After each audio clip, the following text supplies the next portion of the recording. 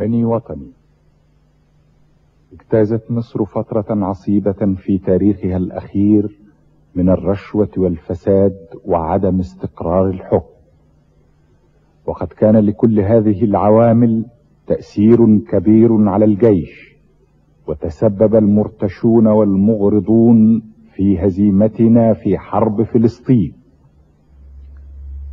وأما فترة ما بعد هذه الحرب فقد تضافرت فيها عوامل الفساد، وتآمر الخونة على الجيش، وتولى أمرهم إما جاهل أو خائن أو فاسد، حتى تصبح مصر بلا جيش يحميها.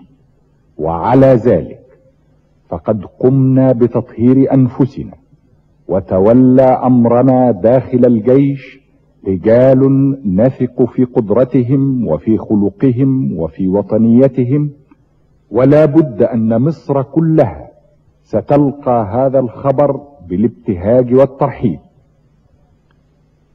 أما من رأينا اعتقالهم من رجال الجيش السابقين فهؤلاء لن ينالهم ضرر، وسيطلق سراحهم في الوقت المناسب. وإني أؤكد للشعب المصري أن الجيش اليوم يعمل كله لصالح الوطن في ظل الدستور مجردا من أي غاية.